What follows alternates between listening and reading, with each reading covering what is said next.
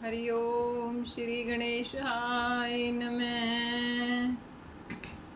बोल श्री कृष्ण भगवान की जय। बोल श्री सुखदेव जी महाराज की जय।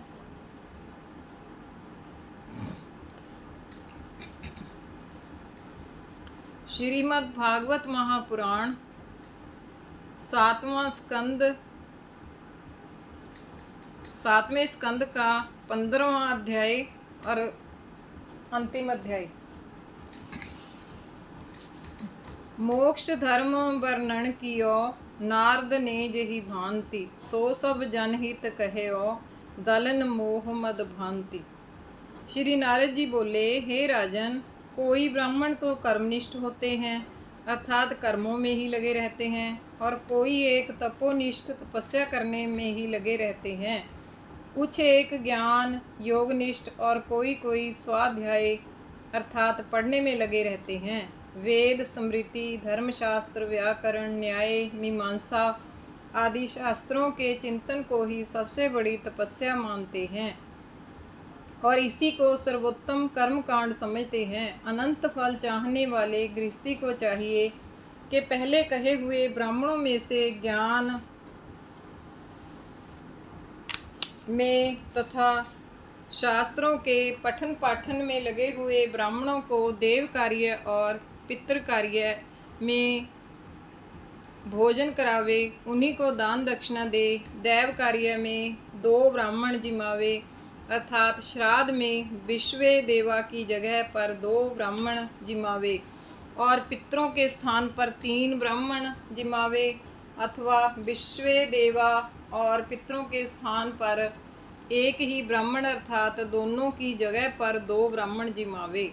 परंतु धनी होता हुआ भी श्राद्ध में अधिक विस्तार ना करे। देश और समय के अनुसार की हुई पूजा बिना विस्तार के ही उचित होती है, विस्तार के करने पर उचित नहीं होती। तीर्थ आदि पुण्य देशों में तथा अमावस्या आदि पर्व समय पर सतपात्र के लिए दिया हुआ अन्न आदि का दान अक्षय होता है। देवता, पितर, ऋषि तथा मनुष्यों के लिए एवं अपने पुरखों के लिए अन्न का विभाग करता हुआ सबको ईश्वर स्वरूप समझे। धर्मज्ञ मनुष्य श्राद्ध में मांस का भोजन ना दे और ना स्वयं ही मांस खावे। अन्न आदि से जैसी हरि भगवान की प्रसन्नता होती है, वैसी ही पशुओं की हिंसा करने से नहीं होती। पुरुषों को हिंसा के त्यागने के समान और कोई उत्तम धर्म नहीं है। इसलिए ज्ञानी लोग मन को वश में करके कर्ममय यज्ञों का करना त्याग देते हैं।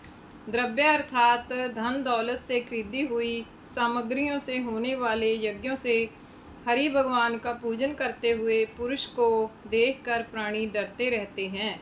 इस कारण धर्मवेत्ता मुनि दैव से प्राप्त हुए समा के चावल आदि से ही संतुष्ट हुआ नित्य और नैमित्तिक क्रियाओं को करता रहे। धर्मज्ञ पुरुष विधर्म, परधर्म, आभास, उपधर्म और छल, इन 5 अधर्म की शाखाओं को त्याग दे। विधर्म आदि का अर्थ यह है कि जिसमें अपने धर्म को बाधा पहुंचती हो, उसका नाम विधर्म है। अपने धर्म वालों से भिन्न लोगों द्वारा कहा हुआ जो धर्म है वह परम धर्म होता है। अपने मन में जो भावे उसी के अनुसार काम करने का नाम आभास है। उपधर्म नामक पाखंड ढोंग का है। शब्दों को तोड़ मरोड़ कर इधर उधर अर्थ को खींच तान कर वास्तविक अर्थ का अनर्थ कर देना ही छल धर्म है। अपने धर्म से पर धर्म यदि बढ़कर भी हो तब भी उसका सेवन करना अच्छा नहीं है। मनुष्य स्वयं यदि निर्धन कंगाल हो तो उसे धर्म करने के लिए या तीर्थ यात्रा के लिए धन की इच्छा नहीं करनी चाहिए। धन और भोगों की इच्छा करने वाले पुरुष की निस्पृहता अजगर की भांति उसका पालन पोषण करती रहती है।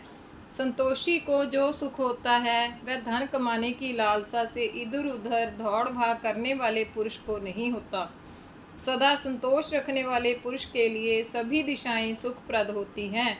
जिस प्रकार जूता पहने हुए आदमी को कांटे कंकड़ों से दुख नहीं होता, अर्थात जूता पहने हुए आदमी के पैर में कांटे और कंकड़ चुभते ही नहीं हैं, फिर उनसे उनको दुख कैसा। उपस्थ लिंगेंद्रिय और जीव, इन दोनों इंद्रियों को वश में होकर मनुष्य कुत्ते की तरह मरता पिटता रहता है। ये दो ही इंद्रियां सब इंद्रियों में विशेष बलवान हैं। इनका जीतना बड़ा ही कठिन है। असंतोषी ब्राह्मण की विद्या, तपस्या, तेज आदि सब नष्ट हो जाते हैं। मनुष्य क्षुधा और तृष्णा से काम भोग का अंत पा सकते हैं तथा हिंसा करके क्रोध के अंत को भी पा सकते हैं, परंतु समस्त दिशाओं को भी जीत कर और उनके समस्त भोगों को भी भोग कर लोभ के अंत को नहीं पा सकते। बहुत से शास्त्रों के जानने वाले पंडित तो बहुत होते हैं, परंतु वे असंतोष के कारण नीचे गिर जाते हैं। असंतोष के कारण उनके सब शास्त्र दब जाते हैं। अब काम आदि के जीतने का उपाय बताते हैं। मन में किसी बात के संकल्प इच्छा ना करने से कामना जीती जा सकती है। कामनाओं के त्याग देने से क्रोध को जीता जा सकता है। धन में अनेक कष्टों को देखकर लोभ को जीते। आत्म तत्वों के विचार से मृत्यु के भय को जीते। आत्मा और अनात्मा के विचार से शोक और मोह पर विजय प्राप्त करे। साधु महात्माओं की सेवा से दंभ को जीते। काम आदि विषयों की ना इच्छा करने से हिंसा को जीते। योग में होने वाले विघ्नों को मौन धारण करने से नष्ट करे। दैव से प्राप्त हुए तथा देह में उत्पन्न हुए दुख को प्राणायाम के द्वारा दूर करे। कृपा के द्वारा प्राणियों से उत्पन्न होने वाले दुख को दूर करे। सात्विक पदार्थों के भोजन करने से निद्रा को वश में करे। सतोगुण के द्वारा रजोगुण तमोगुण को जीते। गुरु में दृढ़ भक्ति करने से इन सब को अच्छे प्रकार से जीत सकता है। ज्ञान देने वाला गुरु साक्षात भगवान का ही स्वरूप है। उसमें मनुष्यपने की बुद्धि रखना बड़ा ही पाप है। और फिर मनुष्यत्व की भावना से ज्ञान पद गुरु के शास्त्रों का सुनना भी व्यर्थ ही है। बड़े बड़े योगेश्वर मुनि भी जिन भगवान के चरण शरण खोजते रहते हैं, उन भगवान को मनुष्य नर मान बैठता है। काम आदि के वेग को जीत कर भगवान के ध्यान में ही संलग्न होकर रहे। जिस प्रकार खेती आदि से मुक्ति नहीं मिल सकती, उसी प्रकार भगवत भक्ति से बहिर्मुख पुरुष को यज्ञ धर्मशाला कुआं बावड़ी के बनवाने से भी मोक्ष नहीं मिलती। अतः हे राजन, इंद्रियों का दमन करके भगवत भजन करना ही योग का मूल मंत्र है और योग मोक्ष का फल है। हे नृप, अब योग की बातें सुनाता हूँ। योग धारणा में चित्त का जीतना ही पहला काम है। अतः चित्त को जीत कर और निसंग होकर थोड़ा भोजन करता हुआ पवित्र स्थान पर आसन जमाकर ओम का उच्चारण करता हुआ पूरक, कुंभक और रेचक प्राणायामों से प्राण और अपान वायु को रोके। जब तक मन काम आदि विषयों को त्यागे, तब तक अपनी नासिका के अग्रभाग की तरह ही दृष्टि रखे। जिधर जिधर मन दौड़े, उधर उधर से ही मन को खींच कर हृदय में रोके। इस प्रकार अभ्यास करते हुए मनुष्य का चित्त शांत हो जाता है और फिर किसी भी विषय की तरफ नहीं दौड़ता। जिस पुरुष का चित्त भगवान में लग जाता है, तो फिर उसका चित्त काम आदि विषयों की तरफ नहीं दौड़ सकता। जो योगी धर्म, अर्थ और काम, इन तीन वर्गों को छोड़कर और फिर इन तीन वर्गों का ही सेवन करता है, या वह अपनी ही की हुई बमन उल्टी को अर्थात योग धर्म को त्याग कर पुनः गृह धर्म में प्रवेश करता है, वह महापापी है और वह नरकगामी होता है। यह देह मरकर कीड़ा, भस्म और विष्ठा के रूप में बदल जाता है और जो लोग इस देह को अपना मानते हैं, वे अज्ञानी हैं। गृहस्थी को कर्मों का त्यागना, ब्रह्मचारी को अपने ब्रह्मचर्य व्रत का त्याग कर देना, वानप्रस्थी को गांव में पड़े रहना और सन्यासी का इंद्रियों से विषयों का सेवन करना, ये सब काम इनके आश्रम की विडंबना करने वाले हैं। अर्थात इन कर्मों के करने से ये लोग अपने अपने आश्रमों को भी बदनाम करते हैं। ऐसे गृहस्थी, ब्रह्मचारी और वानप्रस्थी सन्यासी बड़े सोचने योग्य हैं। इनका अधः पतन ही होता है। अब पुरुष के देह का रूपक बांध कर बताते हैं। विद्वान लोग शरीर को रथ कहते हैं, इंद्रियों को घोड़ा, बुद्धि को सारथी कहते हैं। इंद्रियों के स्वामी मन को बागडोर बताते हैं। धर्म और अधर्म ही शरीर रूपी रथ के दो पहिए हैं। शब्द आदि विषय ही गंतव्य स्थान है। यह मन बड़ा ही चंचल है। प्राण, अपान, समान, उदान, व्यान और नागपुरम, देवदत्त, धन, भय तथा कृकल, ये 10 प्रकार के प्राण उस शरीर रूपी रथ के धुरा हैं। अहंकार के सहित बैठा हुआ यह जीव ही इस शरीर रूपी रथ में बैठने वाला रथी है। प्रणव ओंकार इस रथी का धनुष है। शुद्ध जीव बाण है, पर ब्रह्म उस जीव रूपी बाण का लक्ष्य निशाना है। राग, द्वेष, लोभ, मोह, शोक, भय, मद, मान अपमान, अरूपा, दूसरों के गुणों में भी दोष प्रकट करना, माया, हिंसा, मत्सरता, डाह, अभिनिवेश, आसक्त, असावधानी, भूख, नींद, ये सब तथा अन्यान्य विषय जीव के वैरी हैं। हरि भगवान की शरण ना लेने के कारण ये शत्रु जीव को अपनी अपनी तरफ खींचते रहते हैं और फिर अपने वश में कर लेते हैं। ये लुटेरे घोड़े और सारथी के समेत रथी को मृत्युमय भय वाले अंधकार से फिरे हुए इस संसार रूपी गड्ढे में पटक देते हैं। इसलिए जीवात्मा को चाहिए कि वह इस इंद्रिय और मन के वश में ना हो। जिस प्रकार बाण लक्ष्य पर जाकर भिद जाता है, उसी प्रकार जीव को परमात्मा रूपी लक्ष्य में भिद जाना चाहिए। जीव प्रवृत्ति मार्ग में फंसकर संसार की तरफ दौड़ता रहता है और निवृत्ति मार्ग का अवलंबन करता है तो मोक्ष पा लेता है।